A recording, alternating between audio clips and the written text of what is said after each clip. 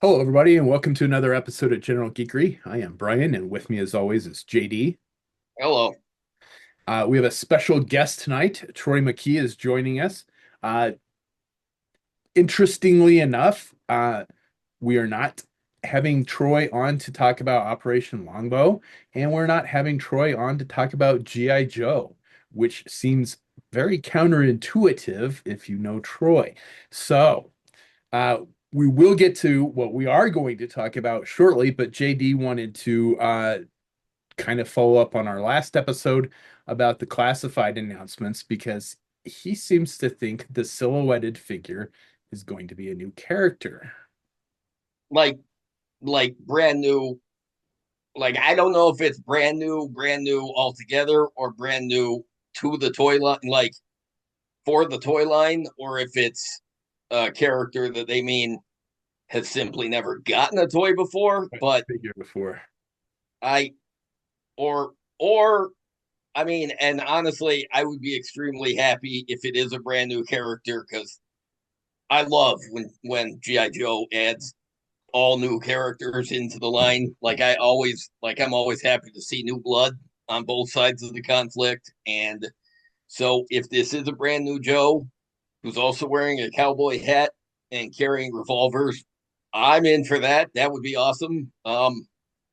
According to Chris McLeod at the Full Force on his show, he mentioned it's supposed to be a brand new character. So uh I guess we'll see in a couple of weeks, but this is kind of exciting because honestly, last show, well, Brian speculated it's Wild Bill, but my whole thing is if it's just Wild Bill, even another version of Wild Bill, or a wholly new look for Wild Bill, I still just don't see them going to the trouble of doing a mystery silhouette unknown character thing. I just not for Wild Bill. I don't know. To me, the reason that seemed feasible was because they had just released him with the Dragonfly, and there was a retro card announcement for him. So, with the possible third version coming out to build the hype, oh, hey, look, here's this figure that you don't know who it is. And turns out it's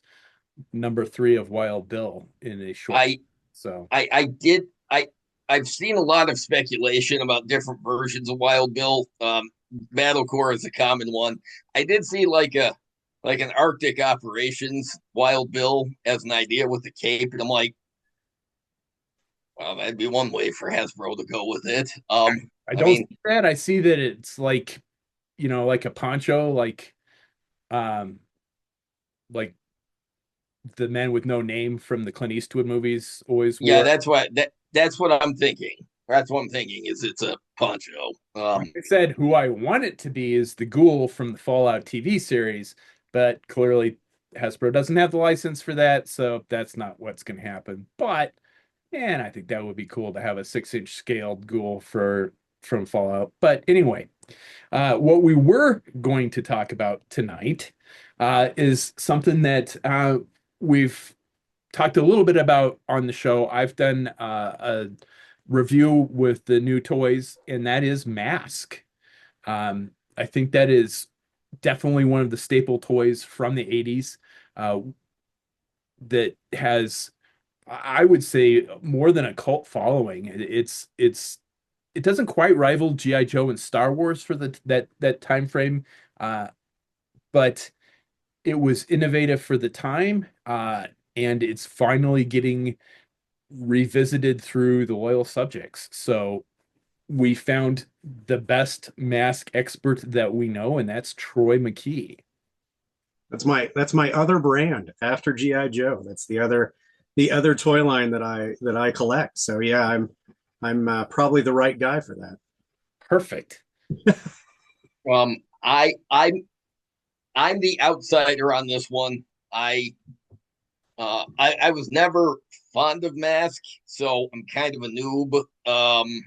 To use really ancient internet speak. I I just it it was a property that had all the elements of everything I like in a toy line. It was huge character selection, Cool vehicles, cool sci-fi edge, um, Cartoon to go with it, comic book that supported it. and great character designs, and I always liked a lot of great characterizations. But for some reason, all of that stuff comes together in Mask, and I can't figure out why the hell it just doesn't light my fire. So, but And I these don't get releases with the loyal subjects did have us talking about it on the show, and that's why I'm like, you know what? I want to know more. I want to see if I can, 45 years into my life, see if I can become a late blooming fan. So I thought, let's do a spotlight episode. I like to do those every once in a while. And on spotlight episodes, we get somebody on with us that is a qualified expert at knowing possibly more than we do. And yeah, Troy, I think we've got the right guy on with it. us. In my Um, line of work, we call that a subject matter expert, and I think that qualifies pretty much. So, I think so. Yeah, What is best about Mask? So Mask is Mask is fun because it's got elements of a lot of other things, right? Like the characters very much would fit in with GI Joe, and Hasbro's obviously like made that tie-in before after they got ownership of it, right? But it also has the transforming vehicle aspect of it, which is a lot of fun. It has a little bit of Transformers in it, but I think too, people forget the actual masks themselves and the special abilities that the masks have almost a superhero bent to it too. So there's a little bit there for everybody as far as that goes. But yeah, I was into Mask when I was a really little kid, and probably like about the same time I got into Joe. And I got into Joe like way early in my childhood. My dad bought me my first Joe when I was 3, and that was when I got in, and I got in on Mask at the exact same time. Wait, So like, which Joe was your favorite? well, my favorite is Falcon, but my first was Shipwreck. Okay, Uh, wow, that's a heck of a start. that was Brian's was Torpedo, mine was Rock and Roll. I just like to know who everybody's first Joe was. yeah. No, my first was Shipwreck because my dad had a 12-inch Sailor figure. Uh, Ah, so when he saw that, Cool. yeah, he bought me that, which we probably when we went to the store that day, we're going to buy Mask stuff. Like that was probably what I was looking for because I was kind of into it first. It was, I don't want to say more accessible to kids, but at least in the Denver market where we got TV from, it was easier to get masks sometimes than Joe cartoons. So I yes. had I had more of an entry point, I guess, with Mask. So you Um, were already watching the cartoon before you got any of the toys. yes, All absolutely. right, that's cool. So, but you knew there were toys out there, and you're like, I gotta have it. Yeah. Yeah. Well, and when we would go to the store, right? Like, and we would go to the toy aisle, I was looking for those things that I knew.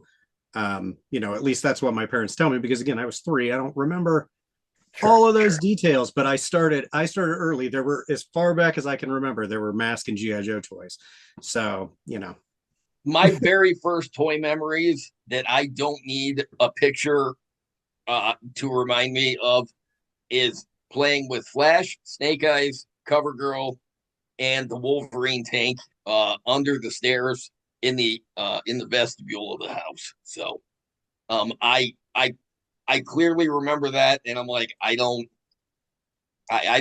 know if I remember anything else from that early in childhood, but I think I was about the same age, 3, 4 years old, and I was yeah, I was all in from that. But my dad said he told me rock and roll was my first, but then I got the memory of the Joes, and I think it's cool that you got into both Joe and Mask at the same time. Yeah, Um, yeah, and it just kind of worked out that way, and it's interesting because like I like Transformers, and I had a couple of Transformers as a kid.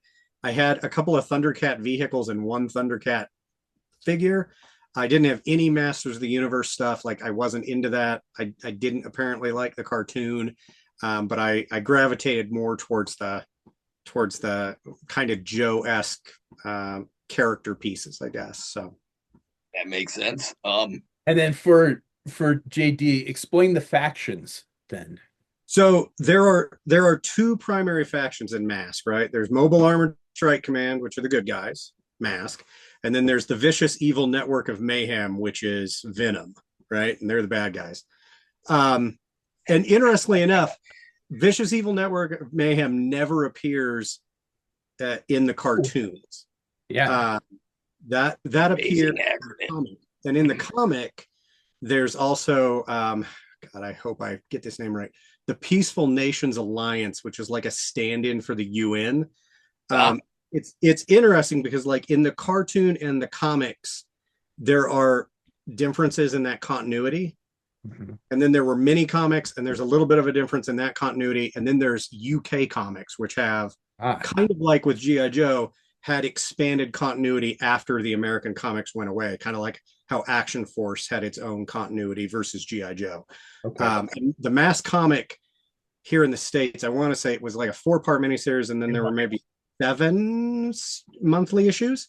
I don't remember the monthly issues. I just remember I had the 4-part mini series. So Yeah, and I want to say they solicited an 8th issue of the monthly that never came out. But okay. in the UK, it went significantly further. And Mask was popular in Europe, so that kind of made sense. Yeah. But those are the major factions when it comes to Mask. So yeah, good guys, bad guys, and then other characters that show up kind of for one-off things, allies, friends, those kind of things. So yeah, and the cartoon. are there mercenaries within the world of Mask? I mean, Like, I guess kind of the thing is Venom is Just look group of mercenaries. yeah, Venom is kind of nebulous because sometimes like uh, it's a plot to like they're gonna take somebody hostage or whatever and make some money, but sometimes Venom is working for other people. um it just kind of depends on the scenario. So they're I would say more kind of not always for hire, but they're more open to that. It's not like Cobra where they're always kind of the top level. Sometimes they're working for other people. So so in theory, they could work for, um, like the Iron Grenadiers, sure. um, or I mean Cobra, obviously. Yeah. If Venom worked with the Dreadnoks, how do you think that pairing would go? So there's a couple of Just curious. there's a couple of Venom characters that I actually think kind of would work with Dreadnoks. Uh, Ah, okay. Sly so there, Rax. huh? Sly Rax. Lyrax, yeah, yeah. So there's two guys, two Venom guys on motorcycles, right? Yes. So Slyrax and Floyd Malloy right off the top, right? They're biker guys. Um, Lloyd Malloy. That's amazing. Floyd Okay. Malloy, yeah. Right. Also, The if vampire. we, huh? Is Yep, it vampire, Yep. vampire. Lester Sludge, who comes along in the racing series, which we can talk a little bit about. He it's not a bike, but it's like a 4-wheeler kind of thing, with That's a right. big saw blade, right? He could pass for that. And I think too, Bruno Shepard, even though he drives a GTO, like he looks like a dreadnought, right? He does. He's got a mohawk. He's got like Tattoos. yeah, tattoos. One of his pant legs don't match the other. Like he kind of he kind of fits that. So yeah, I think those guys could be. I think those guys could be dreadnoughts. And So those guys and the I do have, Dreadnoks work together along with Whispering Willie from the Corps. That's the sense yeah, I'm getting. Because yeah, he was always a Dreadnought for me. yeah. And I And have he had all the the mismatched asymmetry thing going. So, all right. I don't think I realized there were that many I have all characters that were in Mask like that. I That's have cool. all the loose figures here sitting next to me. So if you want any visual reference, I can. I would like visual reference on all of them. I mean, as long as you've got them there. Um, Yeah, absolutely. Let's see here. So yeah, Bruno here, I think like visually, right? He looks the most like a dreadnought here. He's got a mohawk, he's got a tattoo on his chest, he's got a tattoo down his arm. One of his pants legs is black, the other one's gray. He's kind of wearing like overalls to go with it. And then Oh yeah, he screams Dreadnought to me. he's got Okay. this awesome orange and purple mask. So like, he could fit in. If you gave him denim jeans, he'd fit right in with those first 85 dreadnoughts for sure. What does his mask do while you're showing it? Like the special ability? Oh, yeah. Remember it's called Magna Beam. Magma Beam. Shoots lava, doesn't it? I think it does. Oh, Part of the deal too. Dreadnoughts would actually be envious of that. Yeah, yeah. Oh yeah. Solaris' stiletto shoots little spears. Floyd Malloy's shoots little ball bearings. Bearings, yeah. Oh Yep. shit. All right, Yep. that's a hardcore weapon. His mask is called Buckshot, if I remember right. Yes, very good. Yeah, That's cool. So their masks have their own identities. they do. The masks have names, and sometimes the characters had either nicknames or code names, which was very kind of G.I. Joe-ish. And that was like a thing they kind of did in the beginning, and they got further away from as time went on. Yeah. Yeah, I forgot about that they did have like kind of code names too. Yeah. So in your opinion, the best mask vehicle? Boy, that one's tough. So the mask vehicles were really like well-built toys. Right. They're very complicated. They definitely weren't cheap to manufacture, but they are great and they do a lot of things. Like best overall all the way around, probably I would say Rhino. Okay. Rhino seats, the two figures up front. It's got the ejection seat, but then it's got the little command center with the missile launcher out of the back, and then it's got the little truck that pulls off. But like they're all pretty good across the board. There's one in the split second series called Dynamo, which I think is kind of the weak point of the line. But like even Condor, which is like the vehicle that I feel like everybody had because it was the cheapest price point, right? The green motorcycle. Yep. Like it is really simple, but it is a really great little design, right? Yeah, and it's a fun toy to play with. I had that's one of the few that I had myself was Condor. So yeah, I think like everybody that had mask had that one. Yeah. Everybody but me. Jeez. I had I for said everybody that had clarification, mask. I had the Thunderhawk. That's the name of the car, Matt Tracker's car, right? Yeah. I had that. But I admit I chose it solely because I love the gold wing doors that the 80s cars had. So I sort of picked, so I was a little biased. So, okay, I didn't have the green motorcycle, but it does sound like it was fun. Mm-hmm. It was like I said, it wasn't anything overly fancy, but it was a great little design in a small package. Yeah. So. And a really reasonable price point too. Mm-hmm. And you can tell when you look back at the line, right, that like each of those items was at a price point, and in each subsequent series, like Vampire replaced Condor at that cheap price point the second year, right, and then so forth and so on as they went down the line. So Vampire's the other motorcycle, I'm guessing. Yeah, and it was super cool. I had that one too. So, wait, Troy, show off the rest of the figures. We only saw one. Sorry. Yeah. I got all of them here. So I meant the other dreadnought looking guys. Let me so I'll get Slyrax here. So he has sunglasses, and then he's got a leather jacket. Right? Come on, I kind of remember him. Yeah. So he's very dreadnoughty. Let me find Malloy here real quick. Floyd Malloy, what an amazing name. I want to say his nickname was Birdman, as weird as that is. Let's see. Yeah, and I don't remember any of the nicknames, honestly. Yeah. And there's Malloy there. He's got crazy hair, and he's got like this leather outfit. Okay. Nobody can tell me that wasn't at least a little bit inspired by Billy Idol. he does have a sneer. Looks like Billy Idol. Yeah, absolutely. Yeah. The figure has a sneer to it, so he definitely has a that's I have never heard anybody say that, but 100% that yeah, he has the Billy Idol hair and the sneer. So As soon as I saw that hair and he's like platinum blonde, I'm like, oh yeah, because I saw the face. Yeah, yeah. I'm like that. That's all I could think of was screaming So rebel yell up on the. this is Lester Sludge. He actually has more like a motocross like outfit, and he has like a four-wheeler thing, but it has this giant saw blade that comes out of the front, and that feels very dreadnoughty to me, right? yeah, it almost reminds me of the ferret kind of.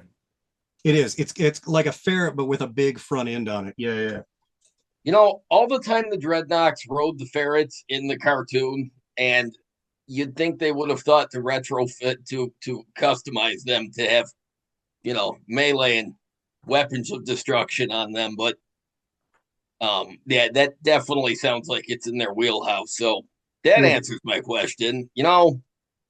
It's hooks like that might be able to grab me. And there is an episode where Venom hides out in a cabin in a swamp, so that fits Oh, right up your that alley. seems awfully familiar. I don't know why.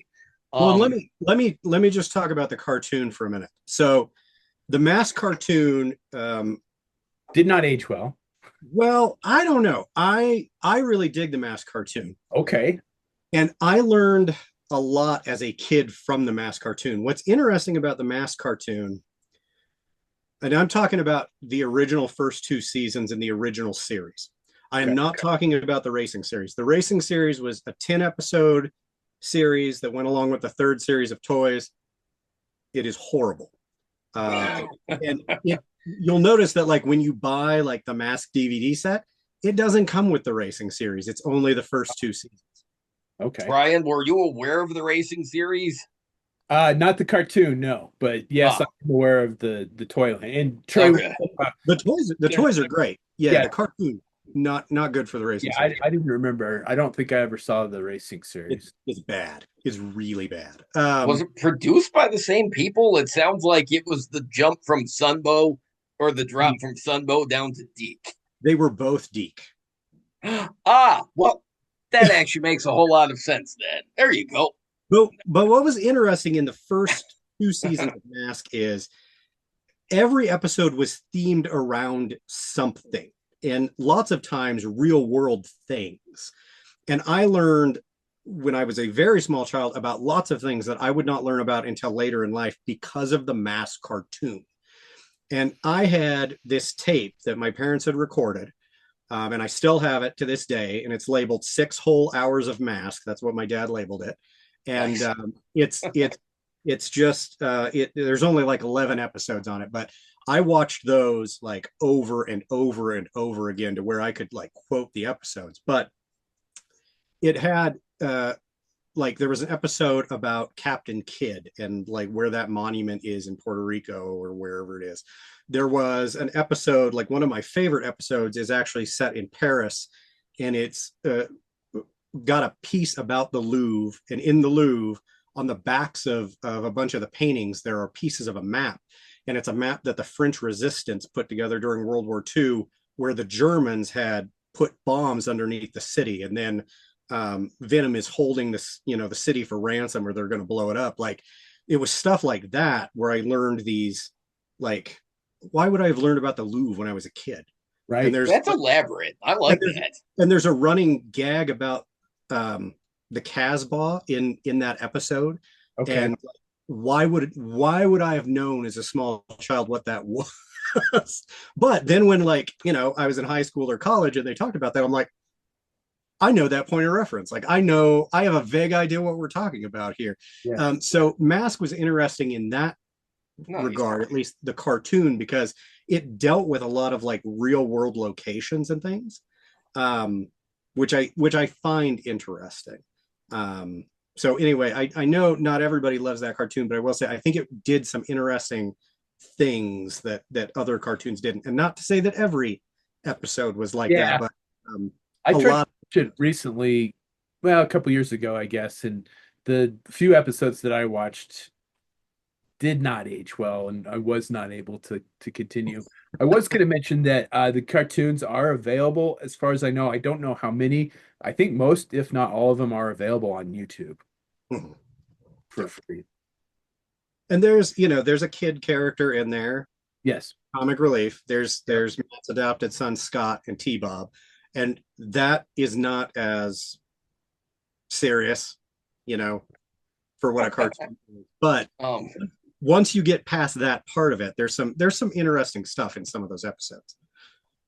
Hmm. so it actually sounds like you learned stuff from that cartoon when remember remember in the 90s so many cartoons were supposed to like they were on the nose about the lesson you were learning, where the Hmm. 80s cartoons tended to be a little more subtle with that thing. Yep. It sounds like Mask successfully did a lot of that. Um, what were like the production values of the cartoon like? Were they similar to Sunbow G.I. Joe? Because I still find the Sunbow G.I. Joe cartoons, outside of a few episodes, to be eminently watchable. So I'm gonna guess Mask is kind of on the same level. Yeah, the production value was right in line with Sunbow Joe in the first two seasons. Again, that racing series, that is a whole different deal. I don't know what they were doing with that, and it drops off significantly. But yeah, no, those first two seasons, I would say it's similar to Joe. Um, Agreed. a lot of it, I think, was probably easy to animate with the vehicle sequences because vehicles are a lot easier to draw than people. Um, so they were able to kind of do some things with that. But yeah, no, it was for the time, right? For an 80s cartoon, it was pretty good production quality. Yeah, I would agree with that. I think that it was definitely on par with the Sunbow G.I. Joe for the production value. 'Cause I think It wasn't like when you got into the 90s and there was Exo Squad and Gargoyles and right, Batman the animated series. Like those are a huge jump up from anything that yeah, was Well, on. that's the other difference between 90s stuff and 80s stuff was Batman the animated series. I forgot about Gargoyles, but you're right. Those came along and they sort of upped the bar for a lot of animation. But so 80s where so if it's if the first two seasons of Mask are on par with Sunbow Joe, would you say uh um so are there any is there continuity to it, or can I just jump in and watch a couple of episodes? So there's uh a two-part episode at the very beginning. The Death Stone, which is the first episode, is a two-parter. So you'll want to watch those back to back. Aside from that, there is not any particular continuity on the cartoons. You can watch them in whatever order you want to watch it because it's very toy centric. In the first season, it's all going to be the first series of toys. yeah. And then when you get into the second season, it's the first and second series of toys. So as new characters got introduced, they start showing up in the second season. Who wait, which company produced the Mask cartoon? Deke produced the cartoon, and Kinner created Okay. and the toy line. Yep. Yeah. And then Oh, it was Kenner. I thought for some reason I thought it was Hasbro, but nope. Yeah, but later Hasbro bought bought Kenner. Kenner, But yeah, that's when it wound up with Hasbro. Yep. And then or Marvel no, I take that back. I'm sorry. I didn't think it was Hasbro. I thought it was Mattel. Um and then has uh or I'm sorry, Marvel had the comics. okay. DC had the comics. Oh, that's right. Yeah, no, yeah, you're right. Because those were the only DC comics that I had at the time. Yeah, because honestly, I can say I do not believe that I have ever seen any issues or even art from the Mask comic. I was totally unaware there was a comic until those mashup comics that IDW did. I have Outside of those, I have a um, weird Mexican comic here. Bueno. It although I think the art, I'm not sure if the art was new for this or if it's from the European series, but I mean, it looks like an 80s comic. Yeah. Oh, that's not bad at all. I can't read any of it, but that's okay. I can't read the English stuff, so it's all good. all right, that looks pretty cool. So you said there was Different. 7 issues but the 8th was never published. Right. So there's a 4-part miniseries, and then Okay. I think there are 7 monthly issues. I just know that the last one is solicited, as, hey, in the next issue it's going to have this kind of story, and that one never got published. Gotcha. Damn. So, Brian, you did read the 4-part miniseries? Yeah, I had that as a kid. All right, that's pretty cool. Yeah, I didn't realize it was a comic series. That's cool. It had the trifecta. I mean, it had a toy line, it had a comic book, and it had a cartoon. I mean, that's when you look at stuff from the 80s, that was like the trifecta for success, was having a toy line that was supported by a cartoon and a comic book. And it had a fair amount of licensed stuff too. It had like, I had walkie talkies, I had the slot car set, I had Lunchbox, I had a bunch of coloring books. Like it ran the gamut, like a full blown 80s brand. Yeah. So as you mentioned, as you've alluded to with the racing series, talk about some of the subsets within the Mask line. So there's the initial figures or vehicles in 85, right? The initial. Right. In 86, there's a second series. They add new characters. That's also when they started doing figure 2-packs. I have some of those here. So they started doing figure 2-packs, right? And they're the same. Oh, so selling the figures from the original series without their vehicles, just so you could have the characters if you missed them. Well, and some of those were the only ways to get those. Like Alex Sector, I think, only came on the card, didn't he? No, he came with Boulder Hill.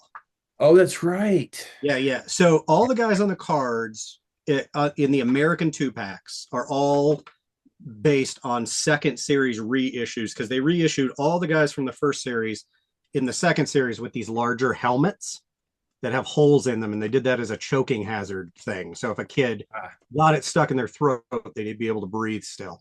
But all of the guys in these 2-packs came originally with vehicles. And when I was a kid, I had a lot of vehicles, but I had all of these 2-packs. Nice. Because, like this one was on clearance wherever it wound up for $2, right? Yeah. For 2 figures. That's a pretty good deal. Yeah. You can't... So there were the 2-pack. Then there were adventure packs. And adventure packs were redecoed figures with new helmets and new gear, right? So this is a single figure, and then he had a backpack that converted and some gear, right? And there were 4 of these. There were two Matt Trackers, there was a Bruce Sato, and then there was a Miles Mayhem. Okay. So that was kind of cool, and that was very G.I. Joe-ish, right?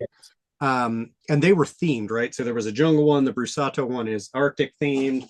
The other Matt Tracker one is this coastal patrol, and he comes with this cool raft, and the engine turns around and it's a gun. It holds a couple of missiles. That is cool. Yeah, and it had great artwork. Like it. Oh yeah, it's fantastic. Yeah, it had artwork on par with Joe, right? Yeah, easily. Yeah, definitely. You both beat me to that sentiment. I'm like that. That's awesome. So that's through the second series in 86. In 87, the racing series comes along, and the racing series repurposes a couple of the characters and adds some new characters, but now the theme is racing. So all the vehicles are all either cars or there's a car hauler truck. Yeah. There is a really terrible vehicle that's a billboard that turns into a hovercraft, but it's got racing advertisements on it, and everything is racing themed.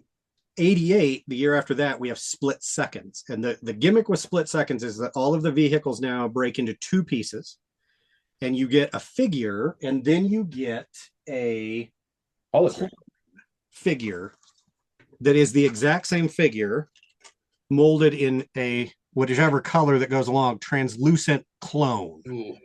And that person or character, clone, whatever, then drives the second half of the vehicle, right? Yeah. So, but at this point, like I said, there was a racing series cartoon. There is no media to go along with Split Seconds. There is no comic, there is no cartoon. It's just whatever you've got. And then at the very tail end, there was Laser Command, which is a single set. I just learned about the Laser Command set tonight. Yep. So Laser Command came with a truck and a box that turned into a helicopter, or I mean, into an airplane, and two figures. And it actually used a laser, infrared laser, and you could shoot with the airplane. Yeah. And when it hit the receiver on the truck, parts would pop off of the truck. So kind of like what was it, Captain Power? Yep, Captain Power. I was just gonna say it's the exact same thing as Captain Power. I just learned about. I did not even know about that. Apparently, someone in I think the UK is putting a sealed box of it up for auction on eBay, and that'll go high. yeah, one of the toy pages that I follow, just like he's like I'm just looking at the pictures. There's no way I'm going to be able to afford this thing, but I didn't even know that was a thing, and I was going to ask about that if that was the only vehicle in the Laser Command. Yep, and it was a two pack. It all came in one big set. Yep, Hornet and I want to say Rat Fang. No, Rat. No, I just learned it. I was trying to the images aren't good enough to read what the like mask names were, but I know Matt Tracker and Miles Mayhem were in that set. Yep, that's these two figures here, and they're redecos of earlier versions. And I knew if you'd have asked me 10 years ago, I'd have known that vehicle name without a second thought, but I've just slept since then. But so that was domestic. Mask was big in Europe though. And so they got exclusive product in Europe that we did not get here in the States. So they got a second series of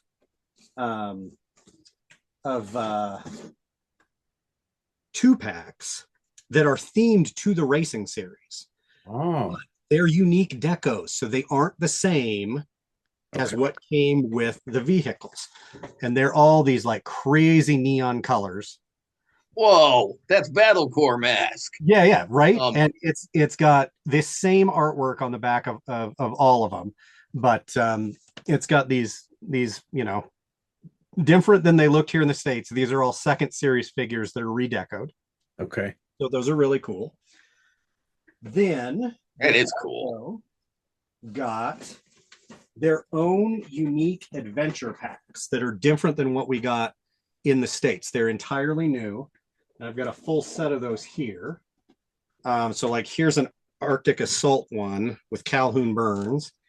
Oh wow. In an all new deco, right? And it's got new bitchin' artwork, and he's got like that is so cool and stuff. Let's see, we got a glider one here with Jacques. Yeah, I've never seen those. Yeah. We've got awesome with a redeco of the second version of Hondo. Okay. Which is kind of cool. He's got a boat. And then there's the racing arena. And this one's interesting because it comes with a unique version of Bruno Shepard, but he's kind of rare because there's a variation on this halfway through the line or halfway through production somewhere. And a lot of these got packed with Max Mayhem, Miles's twin brother from the racing series. Okay. Completely the same as the domestic and regular release of the figure. So these come either as Max or as Bruno. So they're like, Bruno seems to be harder to find. But that's that. And that's in Europe. But there were no new vehicles. I was just going to ask. I was going to say I don't think there were. I knew that they had exclusive stuff, but I didn't think that there were exclusive vehicles. They had some weird variations, like I want to say in the Netherlands, um, the missile that comes with Rhino is molded in gray instead of black, and it's got a tampo on it that says TV satellite. So it's not a missile, it's a satellite. Okay. But the rest of the stuff didn't really change. And then they also produced Mask in Argentina, and that is a whole different can of worms. There was And you have those too? Oh, awesome. There was some cool stuff out of Argentina. This is an interesting set where they took the gun turret off of a vehicle and put it on like blow molded Oh wow. rock work. I've got another one that's in really bad shape. And I've never then seen that before either. there are Argentine 2-packs. But here's the deal with these. These are super cheap and low quality. There is nothing printed on the back. Oh, wow. I had damn.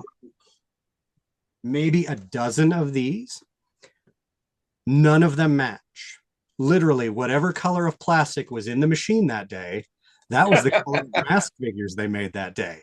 So, like, I have a bunch. There is no commonality between them. Huh.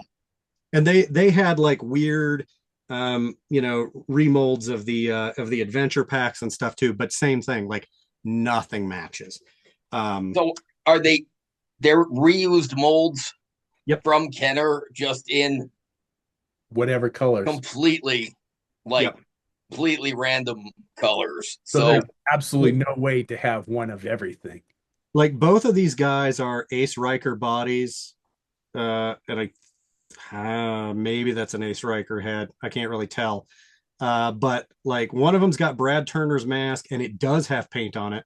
The other one is Ace Riker's mask and has no paint on it. Like there's no rhyme or reason as to what was happening there. And I got so what's the quality like? Are they like bootleg quality, or are they like they're horrible. Like you can see like this guy's legs like don't even go the same direction. Yeah. Right? Like yeah. okay, so not ball jointed hips. Just, No, the just original, misshapen. the originals did not have ball jointed hips. Nope. Oh. So All right, so they never went and added articulation to those either. no. Like, No. okay. So anyway, that was kind of what they did for international stuff. And there's some weird like vehicle variations out of South America too, where it's like, a yellow version of Firecracker, stuff like that. But it's not like it's still the same vehicle. The decals are still the same, and the box is, in Spanish or whatever. But it's not a huge leap from what we had, I guess. Okay. Yeah, that was the one question that I had was were there vehicles unique to the foreign market that we did not see in the United States? And the closest is the adventure packs for sure. Yeah, the adventure packs and those weird out of Argentina, like I said, where they would take turrets from one thing and put them on. It's so random. I know too. There was a little airplane that came with slingshot, the RV that opens up and there's a jet that shoots out. I know in Argentina, like they packaged the jet carded, in either red or black. But again, it was all made out of bits of other Mask vehicles, so not anything new. Gotcha. Okay, that's it. The cartoon, was that translated for like the European markets? Like G.I. Joe was Action Force over there? It was in Europe for sure. And actually, I've got this book that's in French, and I got it from a seller in France in 2005. And this was a book they put out about the animated series. Oh wow. Oh, that's cool. Yeah, and it's like a 3-ring binder, and it's in French. Like I said, I can't read English, so I'm not even going to attempt with this. But the reason why I bought this back in the day was it had all of these pages with animation, like key art with the characters. Oh, that's cool. Yeah, and like it's got everybody in there. So yeah, it was definitely translated into multiple languages in Europe. because they obviously were producing this in the early 2000s when nobody in America even remembered what Mask was for the most part, right? So Right. they had a much bigger presence on the European side. And I should point out those like those the racing series 2 packs from Europe, like those were coming almost after we didn't have Mask in the States anymore. Like they were still pumping that stuff out because they, had tooling available and the European market was still buying. So, So Gotcha. it's like when the Transformers Generation 1 toy line ended here, Japan kept making stuff.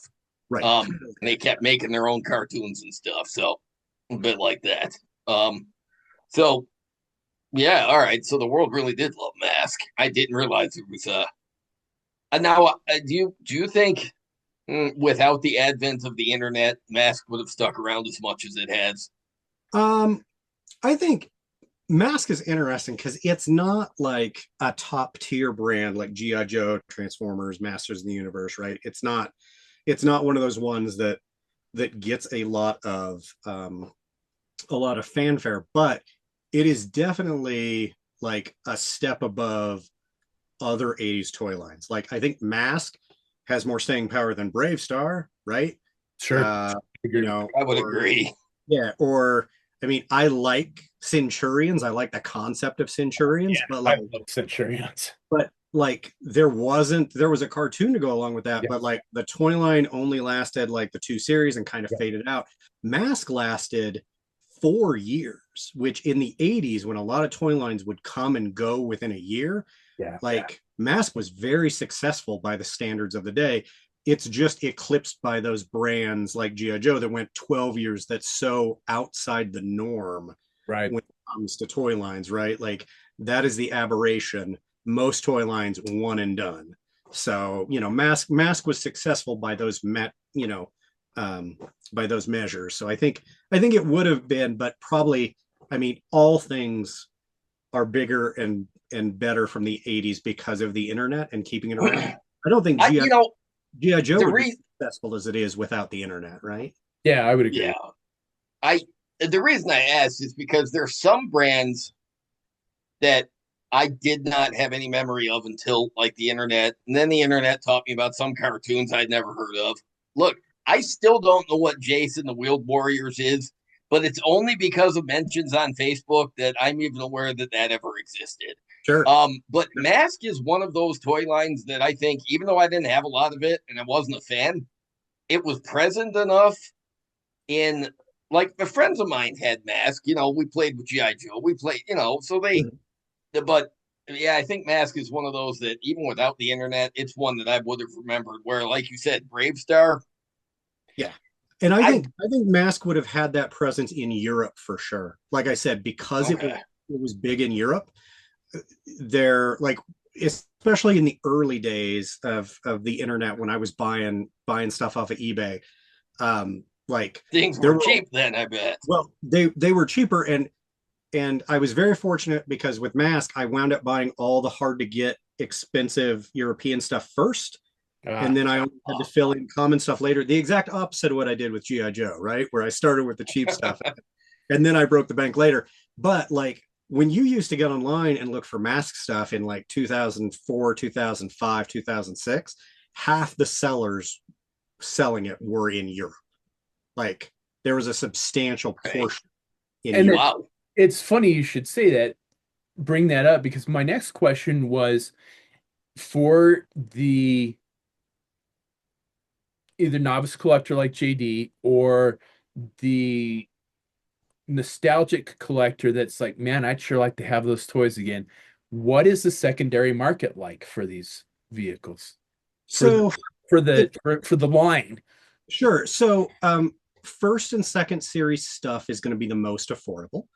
Um, Racing series would be next. Split seconds gets expensive, and there's some specific pieces in split seconds that get very expensive.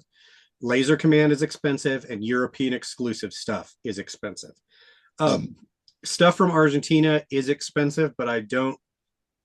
I wouldn't recommend buying that unless you've really got the sickness, I guess, is what I Yeah. would say when it comes to It that. sounds like you can't possibly have a complete collection from Argentina Yeah, either I don't. because of I all the. every time somebody shows something from Argentina, it's like, oh, I've never seen it quite that way before.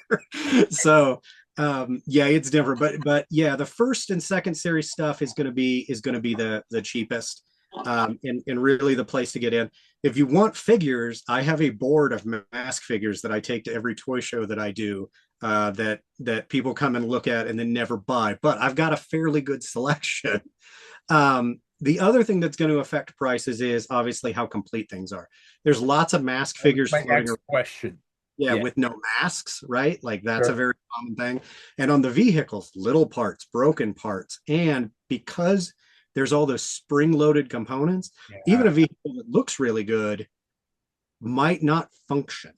yeah. Uh, and I will say that if you have any mask vehicles and you're storing them, make sure that you store them with any spring-loaded features in whatever position allows the spring to be uncompressed, right? So, like if there's a gun that pops out and there's a spring that pushes it, when you store it with the gun out so that that spring is not compressed. Because if that spring is compressed for a long period of time, when you go to pull it out, it may not spring as much anymore or may not function, which is not something that we normally have to worry about, like with GI Joe. Right.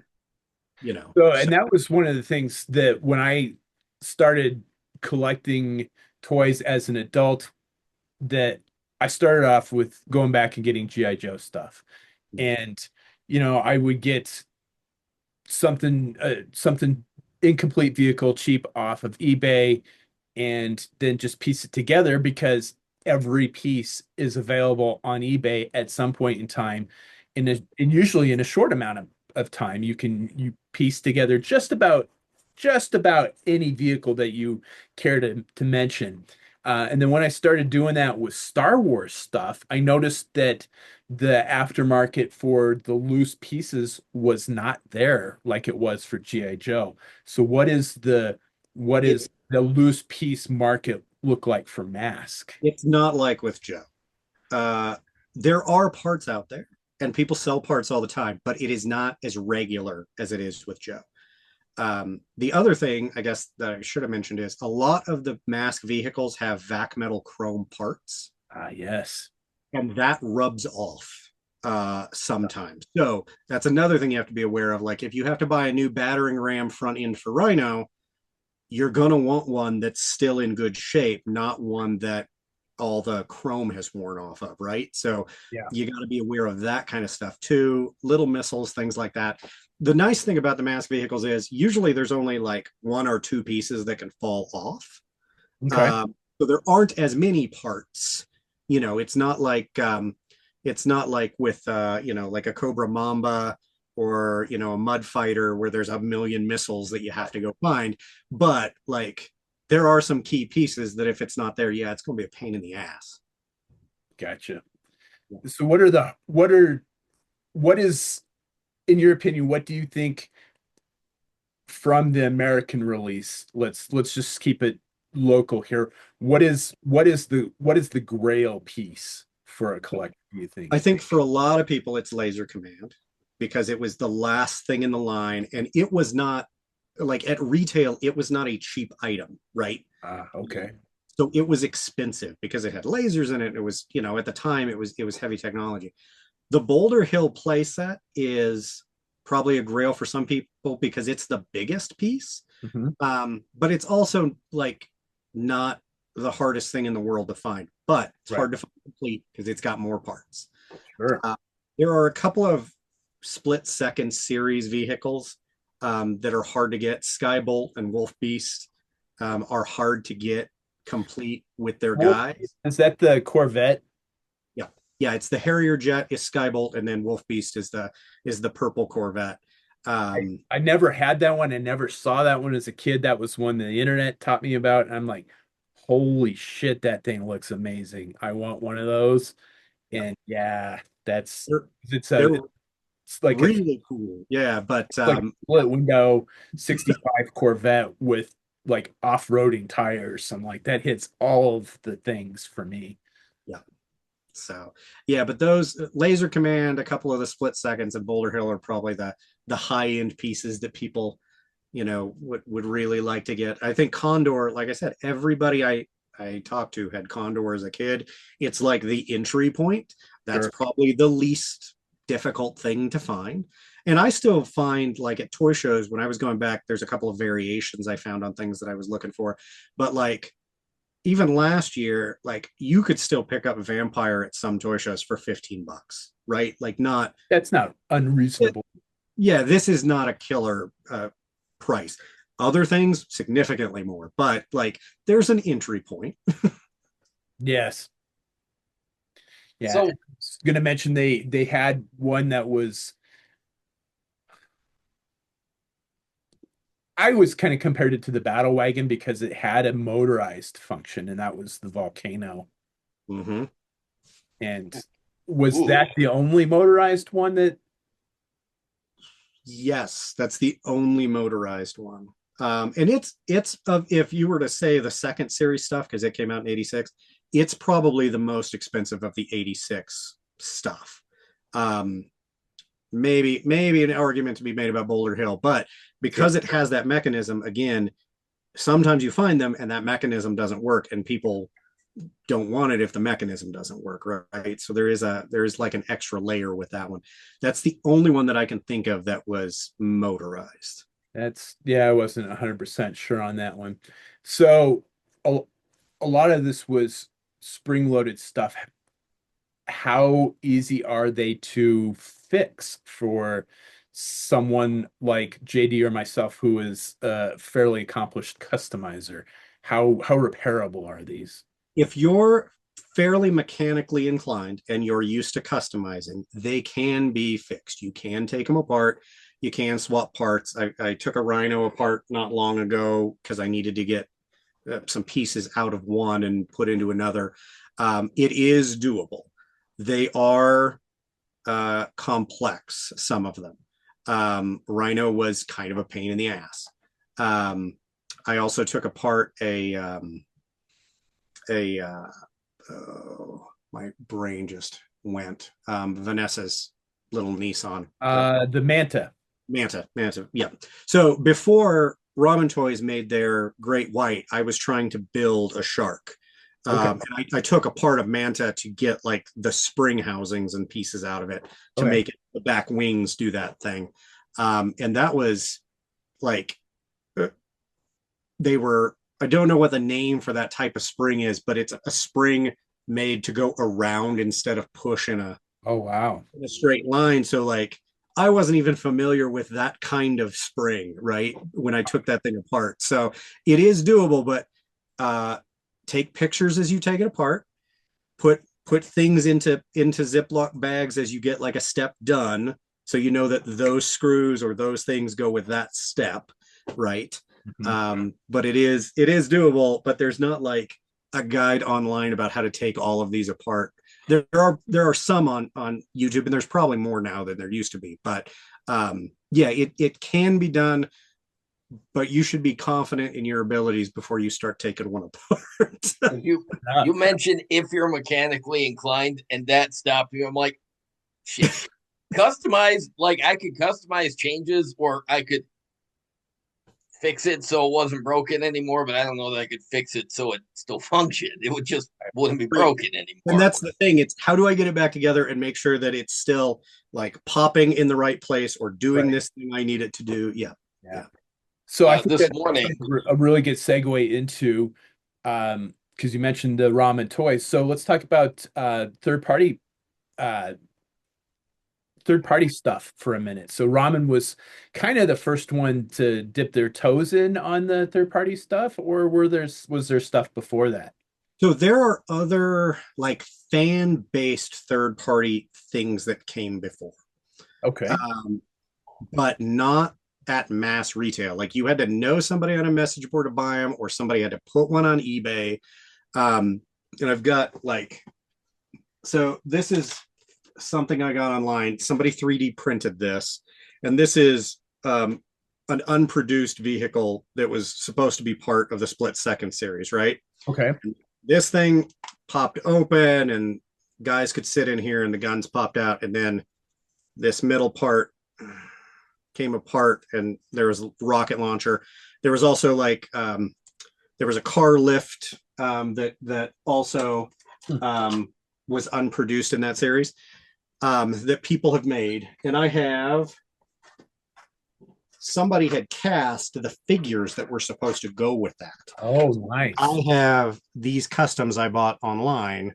They were already painted, but they do match like what was shown pre-production. Right. So people were doing that. Okay. And I've seen online where people have made their own little like vehicles and things and sold them. But Ramen is the first like production level third party product. If you don't count Sure. when Matt Tracker showed up in GI Joe and some Yep. of the Hasbro Joe scaled Matt Tracker stuff. There was a Comic Con set that came with a version of Matt Tracker, that kind of stuff. But yeah, Ramen's the first one doing anything in that scale. Yeah.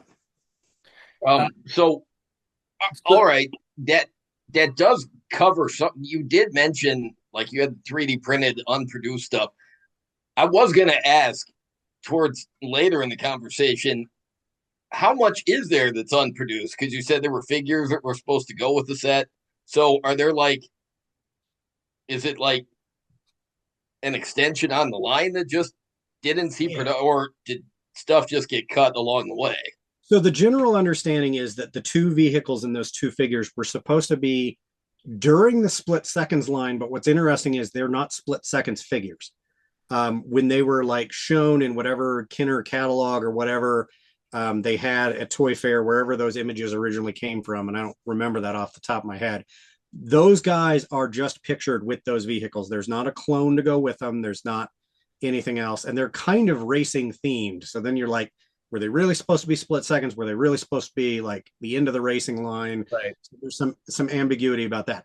There is not any other stuff that I'm aware of that made it beyond like sketches. Okay. That made it to models. There was, I know, another line that was supposed to like readapt some of the Mask stuff that Kenner wanted to produce to reuse tools, but didn't go anywhere. And then later on, there was Vortec, which is a very similar line that does some of the same things, but it's not the same as Mask. The figures aren't the same, the vehicles aren't the same, but it's that concept of transforming vehicles got reused. So they blend with Mask. They're just they are very mid 90s in contrast. The other thing that's kind of interesting is, especially in the first 2 years of Mask, they used a lot of licensed vehicles. They did. Right. Yeah. And even in the racing series, like the decals on the cars, like there's STP, there's Pennzoil, there's like all name stuff. Oh, wow. Right? Vortec, nothing is a name brand anything. Like the trucks kind of looks like a Dodge, but it's not really a thing. But like, in Mask, like Thunderhawk is very clearly a Camaro. Yes.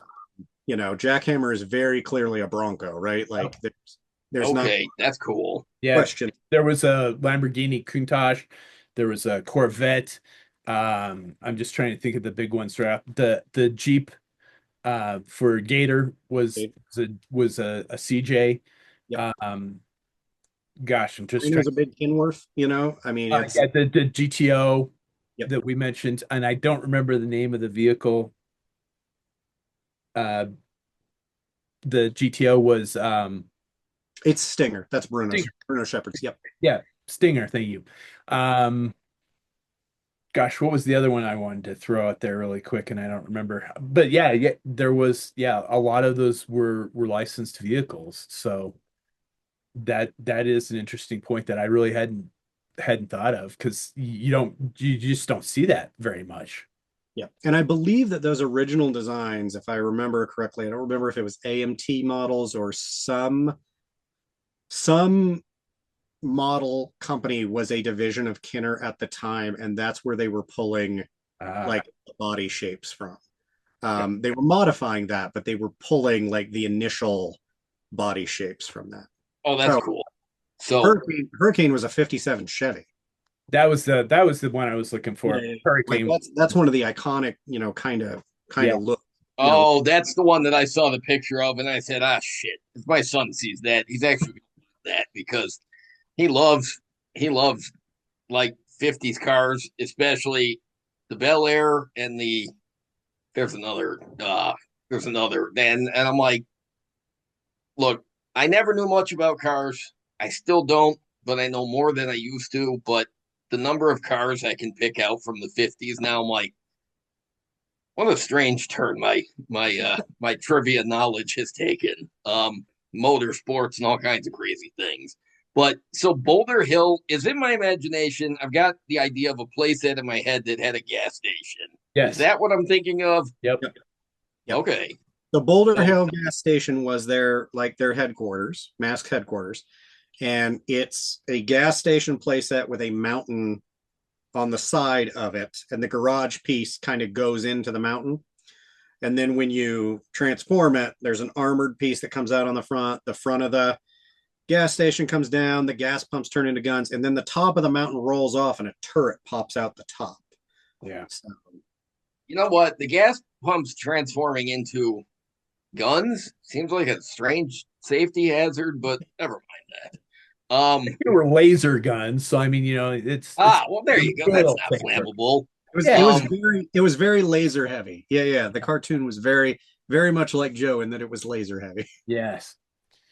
Speaking of the cartoon, since I don't know anything about T Bob and Scott Tracker, the only reason I learned about those characters was because my buddy Monty, who goes by William Winchester on Facebook, he made his own customs of them. I'm like, well, that's cool. I had to go look up what T Bob was, and I'm like, okay, it's a robot egg.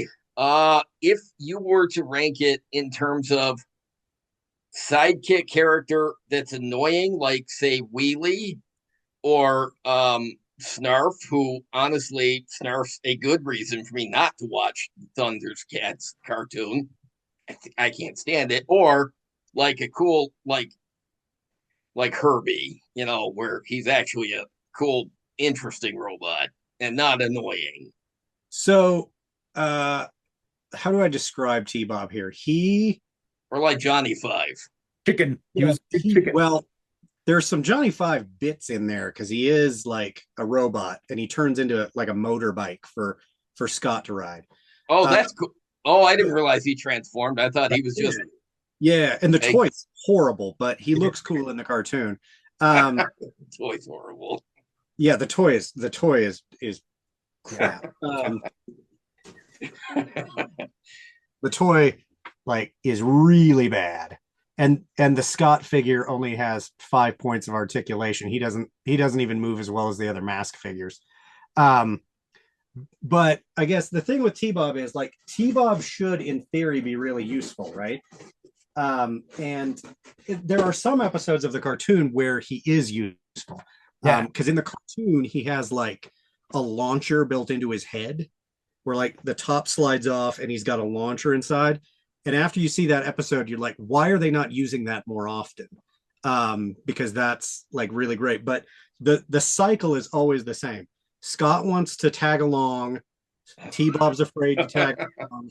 They still tag along, and then they get into trouble and they have to be saved. And that's like the loop, right? That's the gameplay loop with Scott and T-Bob. It's always some variation of that. Kids. What? So T Bob wasn't. If Scott got in trouble, did T Bob come and get adult help like Lassie? That's what I'm picturing now. And there was always at the end of every episode of Mask, there was a public safety thing.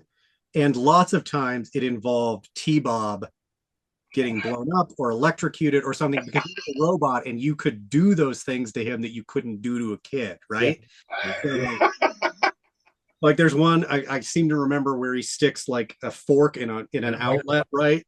Or in a toaster and electrocutes himself, right? But that's a thing. So yeah, he's annoying, but also like there's a limit to how much they're involved in any particular episode. Yeah. You All right, just fair enough. you just got to get through that piece of it. I'm just curious because if I'm gonna pull up some episodes, I need to be prepared. Because like if I'm watching Transformers, it's going along at a great clip, and all of a sudden Wheelie shows up, and then God forbid he talks, and I'm like, you know what? I suddenly don't want to keep watching this episode. I can't stand. So Yeah, he's just always just looking to be prepared. he's always winding up in danger, and they have to be rescued. Fair enough. I mean, But yeah, there's a couple of different episodes with him, where he's more of a focus than in others. But there's an episode about the Nazca Plains, and the hieroglyphs that are on the Nazca Plains that holy shit, yeah, right. Like these are the things I was learning about as a small child. That was on that. dude, that's awesome. That was on that tape. There's one where Venom grows these giant vines all over Los Angeles. Of course. And he factors into like the resolution on that. They get these giant fast growing vines that like they can grow instantly, and they like seed the town, and then they're setting them off and it's destroying stuff. So but it's interesting because the parallel of that is there's a GI Joe episode with like the farmer that grows the giant vegetables. That's what I was saying. Yeah, that's comic what, book. yeah. Did that much better than GI Joe did in that case. Yeah. The Mask Okay. episode is more interesting. But it reminds me of the comic book where the first appearance of Airtight and Crankcase, yep. where Lady Jace testing him, and they end up in the jump Yep. with the fast growing vines. Yep. And I wanted to mention go back to the Rama toys for a minute, because they gave us something that was a staple of the cartoons, but never saw a toy in the original line. And that was Gloria Baker and the Shark, which was a 928 Porsche. And that was a fantastic vehicle in the cartoon. And just like, where is this toy? Number one most requested thing from Mask fans, right? It's the one thing featured in the cartoon on a regular basis that never got a toy. I feel like the loyal subject should zero in on that. Yeah. And Gloria got a toy. In split seconds, Gloria came with stiletto, the white Countach, but she doesn't look the same. Interestingly enough, she looks a lot like Glinda from Argentine GI Joe. Okay. Okay. All right. Let me grab her here. I got her somewhere. Did you pick up one of the ramen toy sharks? I did. They're fantastic. Are they? So, yeah, I mean, she's blue and silver and white. Oh, right? wow. Yeah, she does look like Glenda. She looks like Glinda with brown hair, right? So this was the only way she was available. She was never available in her original outfit. Right. Or she was a mask. Shark was never available. So yeah, that was a big deal when that became available, because that was something everybody had been asking for. And the ramen stuff that blends with the original stuff, right? Yeah, it's the same scale. Yeah, it's the same scale. The figures are, well, that's what I mean. Yeah, it's the same. Yeah, different. They're a little more articulated, but the vehicle's the same scale, so it fits right in. That's real. It's cool that somebody came along and filled that hole, because it seems like that character and that vehicle seems like they should have been a no-brainer for the toy line, but it was in almost, I won't say every episode, but it was in most of the episodes. I mean, a lot of episodes. Yeah. I've seen, like, she's not a love interest, but I mean, it's as close to a love interest as they get in the cartoon. That changes in the racing series, but it's really bad, and you should skip it. Oh, careful what you tell Brian to skip. He might turn around and watch it and then text you and say, "Hey, fuck you." That's what happened when I told him not to watch the Star Wars Holiday Special. Fucking watch the Star Wars Holiday Special and bitch stab me. I'm like, I told you not to watch that. He's like, well, you told me about it. I'm like, yeah, well, I It bet you falls off regret like a that now. cliff, Brian. Don't waste your time on that. Fair enough. Um, but since we're talking about Gloria, another thing that was kind of interesting about Mask is these guys all have day jobs. Right. Uh, Yes. Mask does not pay the bills, and there's a sequence in pretty much every episode of Mask where That's interesting. Matt goes to the computer and asks the computer to select the agents best That's, suited for this mission. yes. Oh, like Mission Impossible. Right, and it picks people, and then they Ooh. have little Mask watches that go off that tell them they need to come in, and then there are sequences where they are all at their jobs, Their day jobs. Yes. their day jobs, This is and they I don't know why. That just adds so much dimension for me. It and really they all have to drop what they're doing and Yeah. go help. And some of them have really cool jobs. Brad Turner is a rock star, right? Like he's a rock star. Gloria Baker is a race car driver and kung fu champion. So all of hers are either she's driving in a race or she's at like a tournament or something for the most part, right? And they're great. Dusty Hayes is a pizza delivery driver. His are never as cool. Sometimes he's making pizza, sometimes he's delivering pizza, sometimes he's doing different things. But like, you know, he Alex Sector a like pet shop owner? Yep, yeah, and yeah, he's a pet shop owner. Hondo's kind of weird. Hondo, you're pretty sure is a teacher of some kind. He is shown as a teacher lots of the time. He is also at one point shown playing football like in full gear. So we're not really sure, like, is he coaching? Is he, like on a semi-pro team? Like, what's the deal with the episode where he's playing football? Because that doesn't really jive with the rest of it. Most of the time he's doing like book work. Bruce is a toy designer. Yeah, I was right? gonna say Bruce Sutto is a toy designer. Yeah, so Oh, he's no always, shit. Yeah. Oh, no he's shit. like All right. things. Yeah, but then in the second series, like the jobs get a little more. I don't remember the Like- picture series very well. Yeah, it's so like Jacques Stunt Lafleur. driver, Hollywood stuntman guy. Yeah, Jacques a he's a lumberjack. Calhoun Burns is an architect that also raises horses.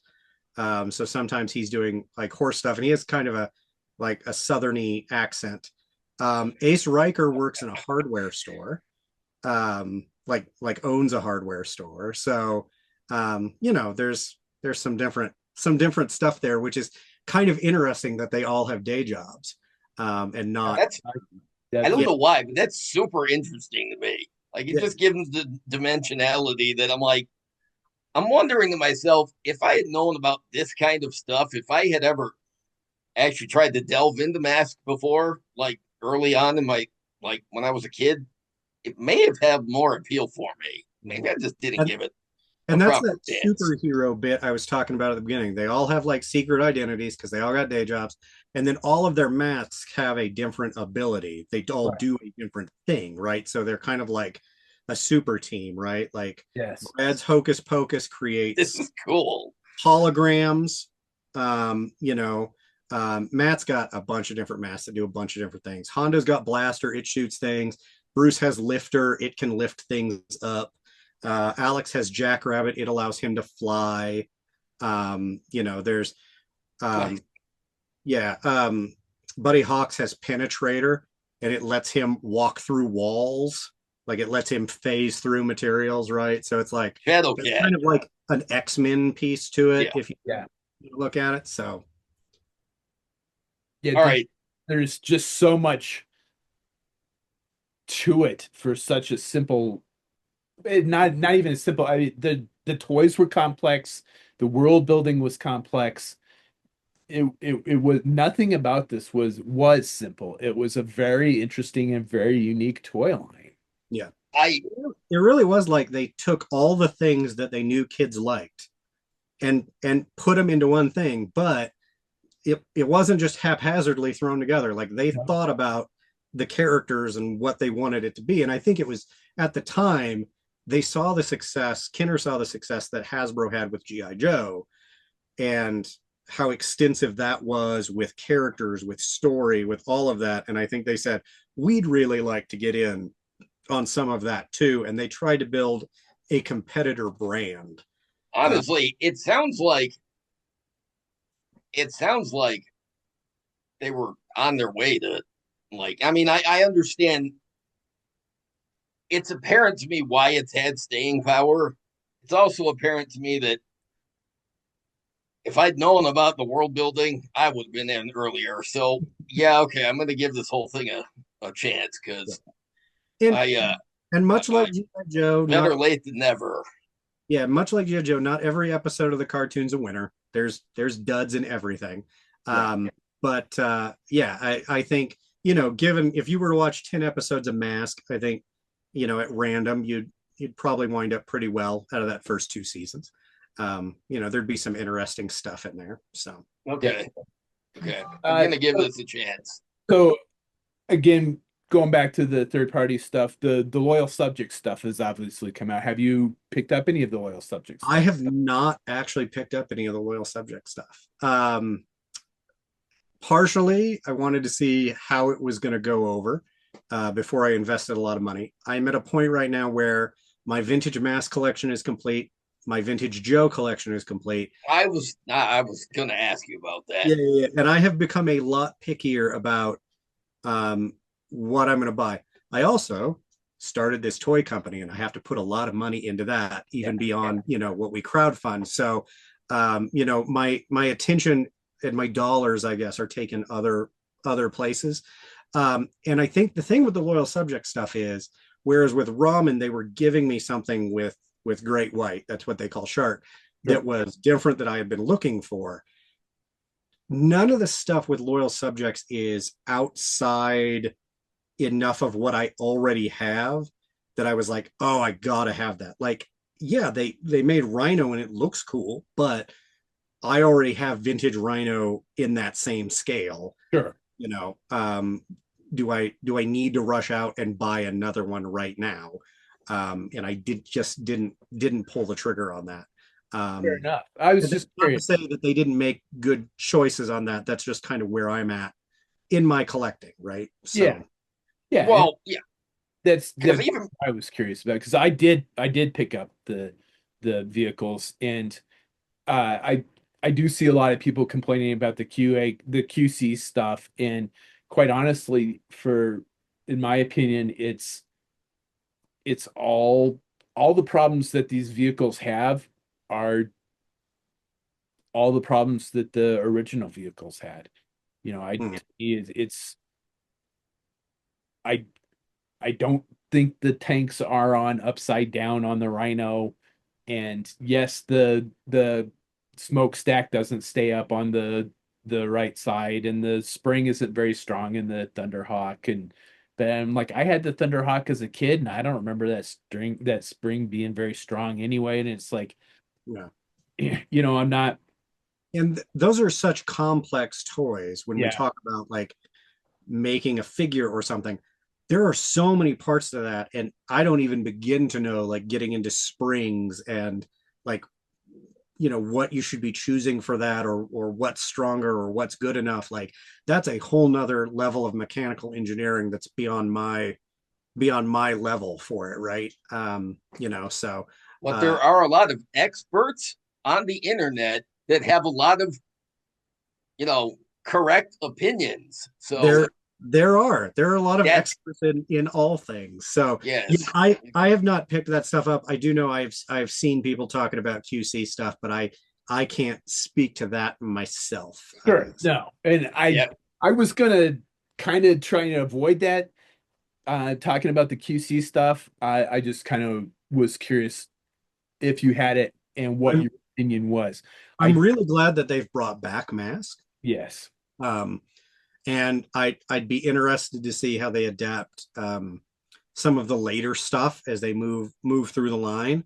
Um, you know, I'm interested to see what they've got. There's a couple of other things from the cartoon that they could probably mine, like things that showed off for a one-off. Blackout in particular is a vehicle from an episode of the cartoon that I vividly remember as a kid. And like I would love to get a version of that, be it from loyal subjects or be it from Ramen or whoever might have interest in that.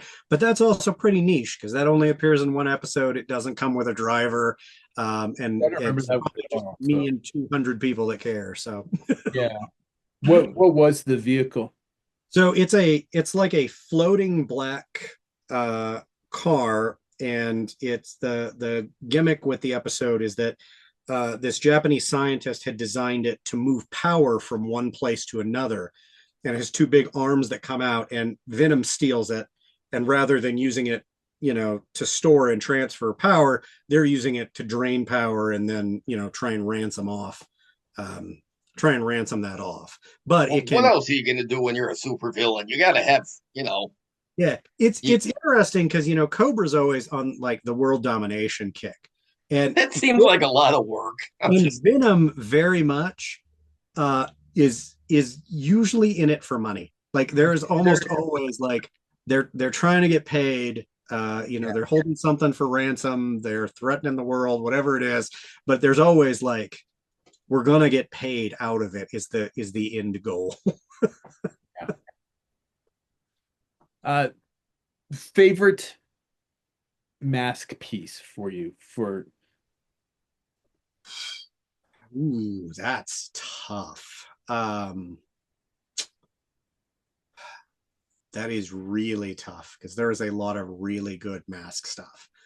Um,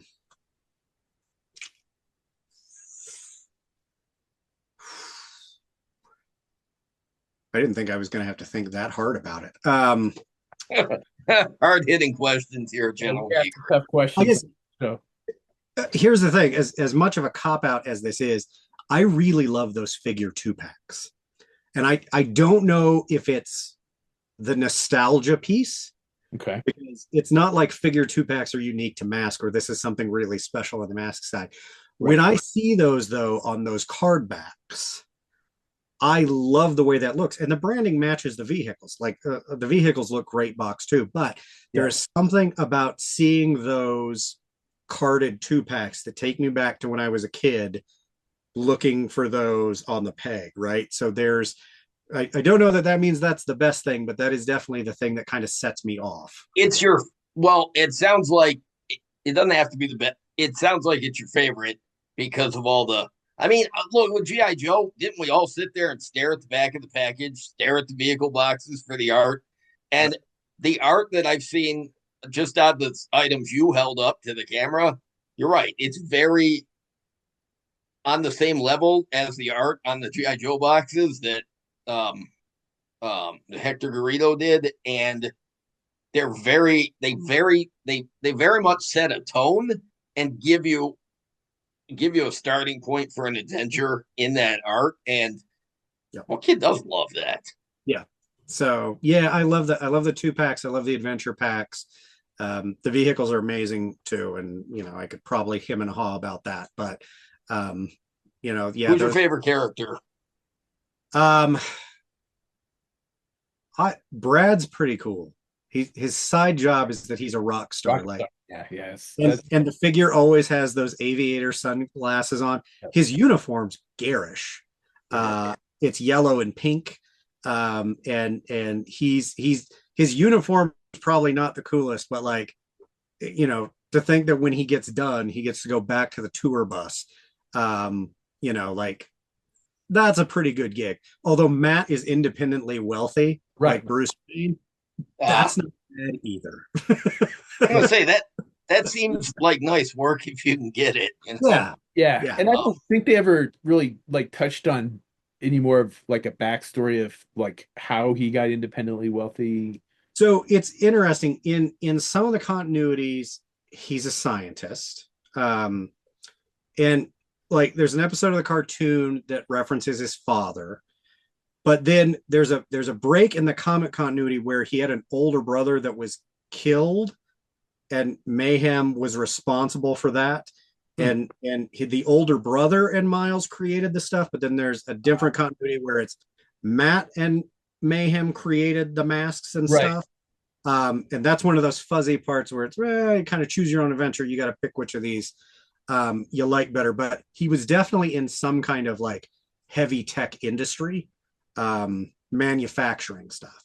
And I always assumed that Mayhem was like an Air Force liaison or something. And I only say that because he wears a blue dress uniform Right. with all of the ribbons and stuff. Yeah. He's got I did a combat. deep dive one time where I tried to figure out what all the ribbons were. Um, but like he definitely has some kind of military background on his side. So maybe Matt worked in defense contracting or the trackers worked in defense contracting of some kind, and weapons development. Maybe that's why they made all these, Jeeps that had laser guns and stuff like that. That makes sense in my mind, but that's purely like, me trying to fill in holes. Right. Yeah. Uh,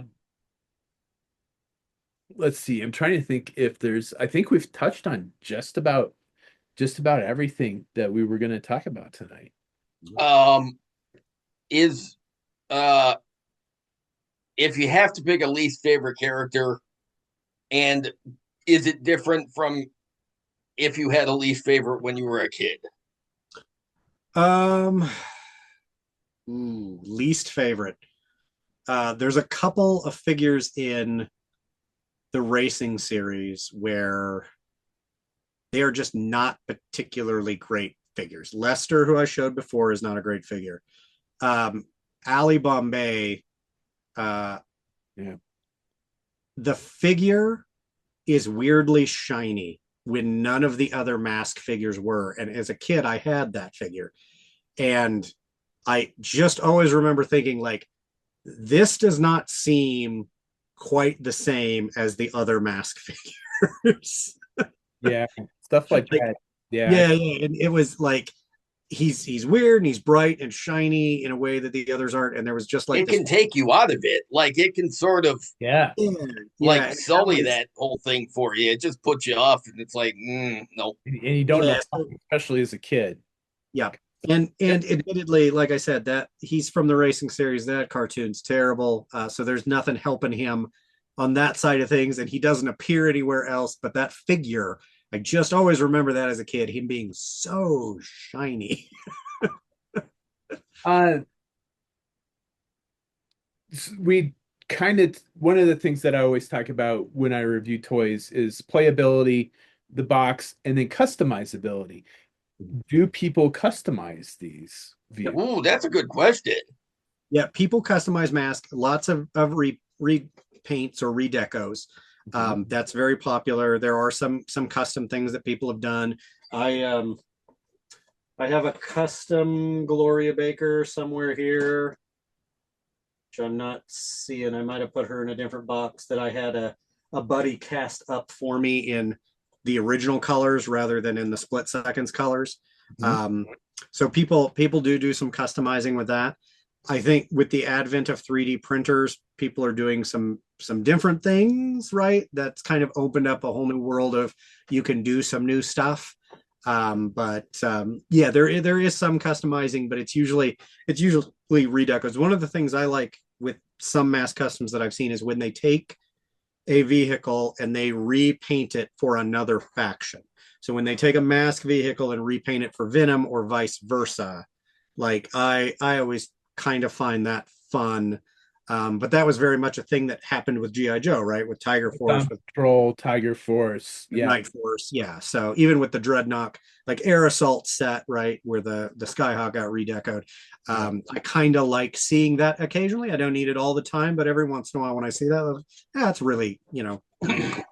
I always liked when Cobra or the Dreadnoks took the Joe stuff and redecorated it. Mm-hmm. But conversely, this is little kid me was annoyed as hell when when Cobra stuff was repainted as Joe stuff. Yeah. It never gelled for me. It never seemed right.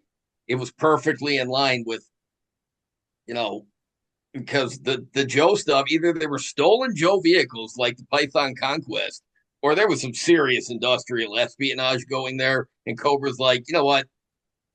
That's our own version. we stole it. We stole the designs. We built our own. Destro built it for it. I just so yeah. I was curious. So if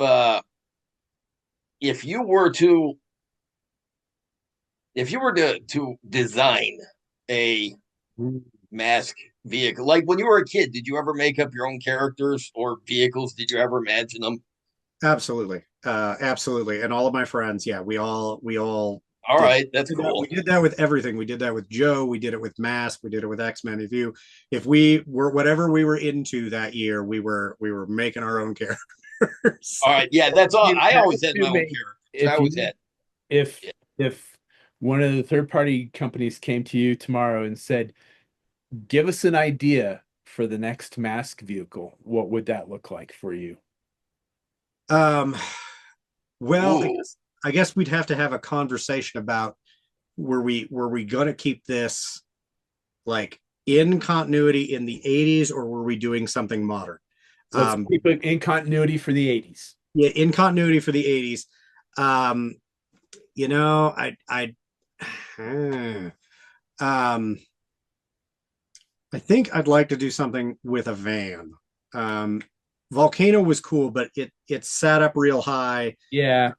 Whereas with a van, because of that shape, you can hide a lot of stuff inside. Like Slingshot was an RV, but it was like a scaled up van, right? And it opened up and you could do some cool stuff.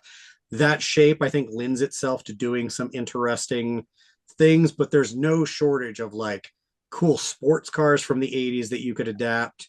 Um, I really love Rhino and the big trucks, but like you've seen with the Loyal Subjects lines, like that gets to be the most expensive piece. Yeah. And from a toy maker side of things, I'm thinking, no, you need something kind of in the middle, so you're not breaking the bank on something new. And that's just that work piece, Sure. clawing at my brain. But that something in that form factor, but you could do a lot with that, as far as it transforming into something. So Yeah, that's to me that is like the cherry on the top of this particular line is if you wanted to fan create something, the sky is absolutely the limit mhm. because would you want to do a flying vehicle or a Yeah, with a van, because of kind of the or size and the weight, like underwater or something? that would probably need to be something land based. If you were doing a sports car or something, yeah, then flight or the water makes more sense. But I'm thinking, some kind of tank feature probably where that turns into something with some kind of maybe artillery piece on it or something, uh, Ooh, right? Because it's a little more ground based. So yeah, and if you're doing aircraft, you want something sleek, right? I can't imagine like the A team's GMC van flying through the air. all Like, right, fair enough. Um, um, but the you can do some really cool stuff like a 70 Dodge Daytona with that giant wing on the back. Like that could become an airplane very quickly if you wanted to do a sure. vintage car, which they did occasionally in the line, right?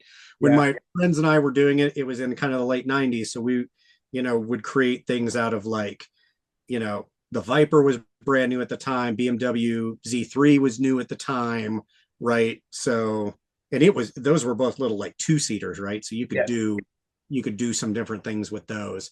But yeah, you'd need, I think, to really reference back. But if we were just doing Mask, even though Ramon's done an amazing job, Shark would still be like a primary thing that I would really like to have like official Mask yeah, from, right?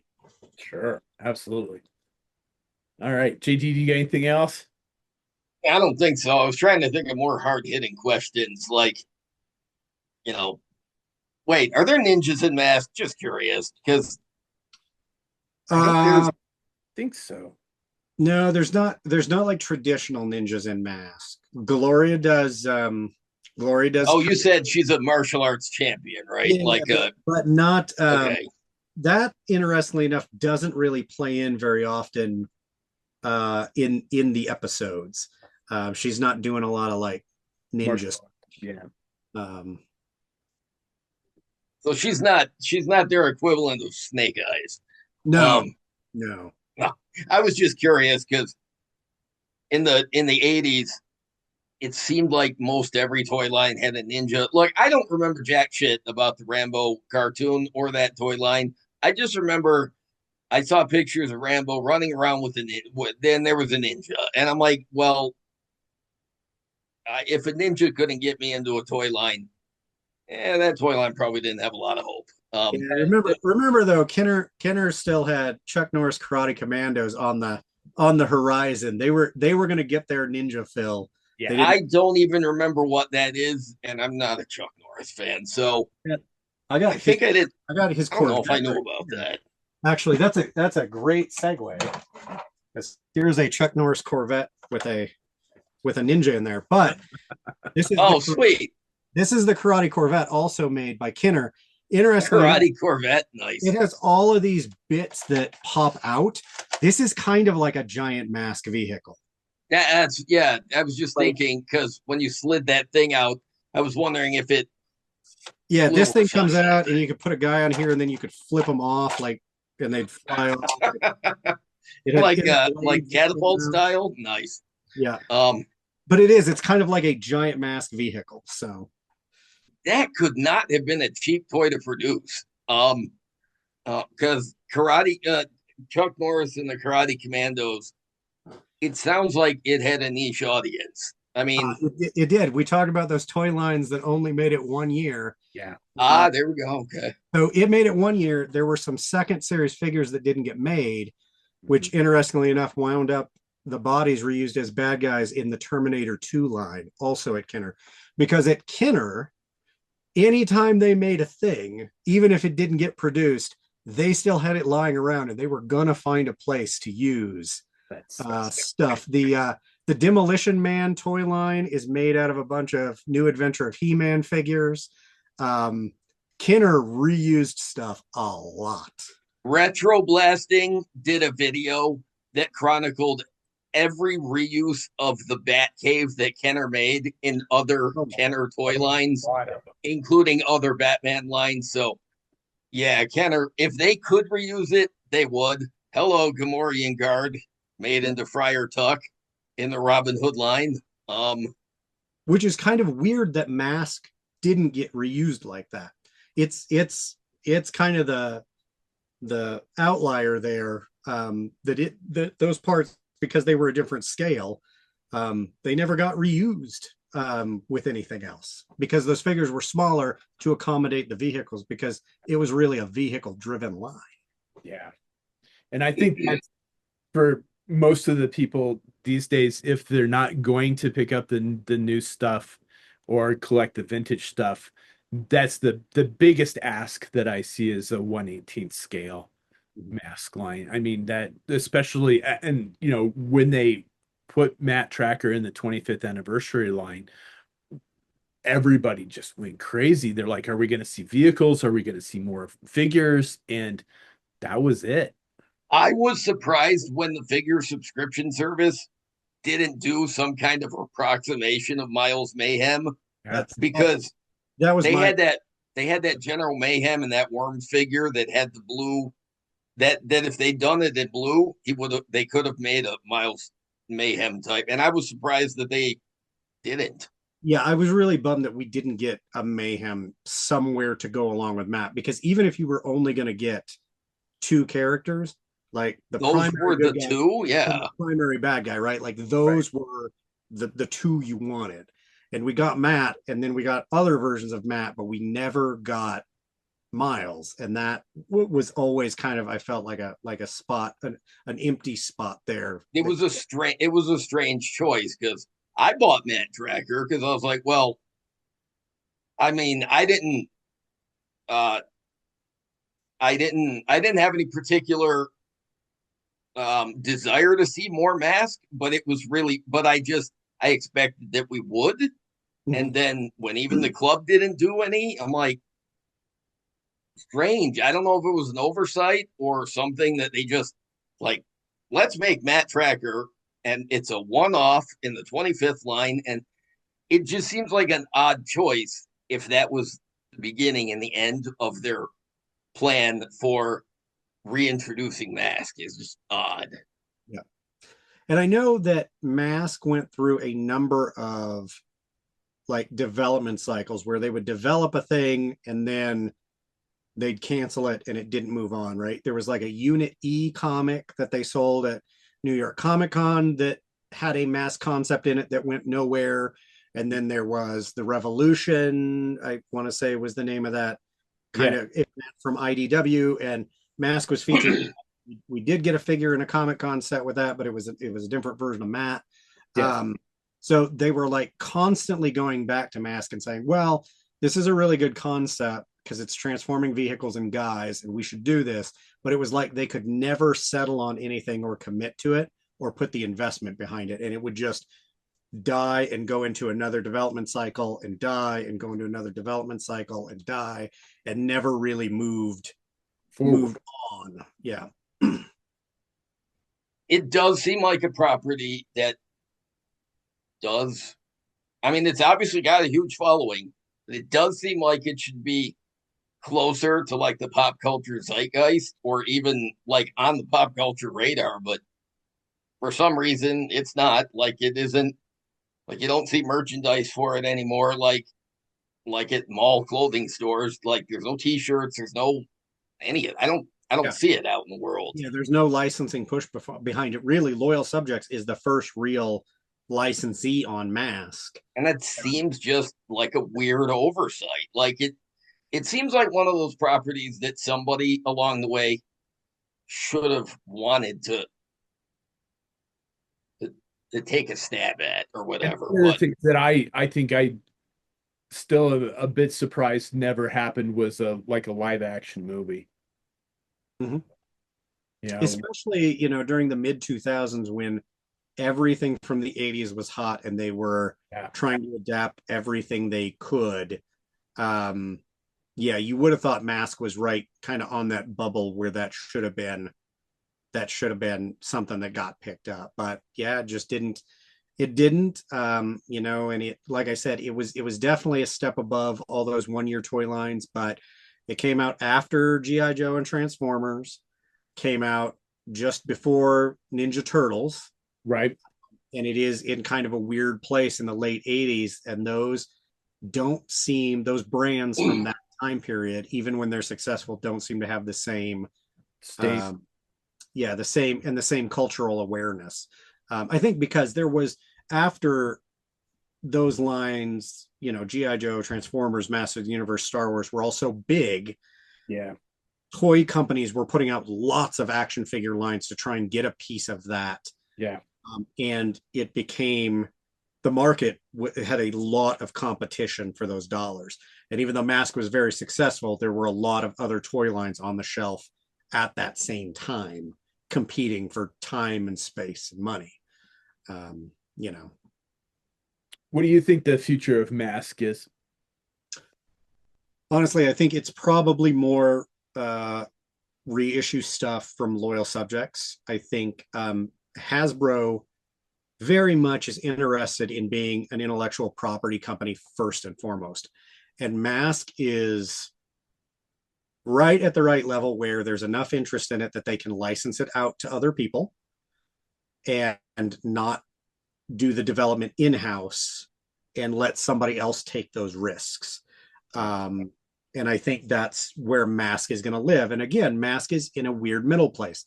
It's not something that Hasbro wants to keep in-house, but there are also a lot of Hasbro brands that nobody cares about and nobody's asking for. So Mask has enough pull that somebody wants to license it, in this case, Loyal Subjects for now, that there will be product out there. But I think going forward in the future, it will be more of that where it's licensed to somebody for product to come out.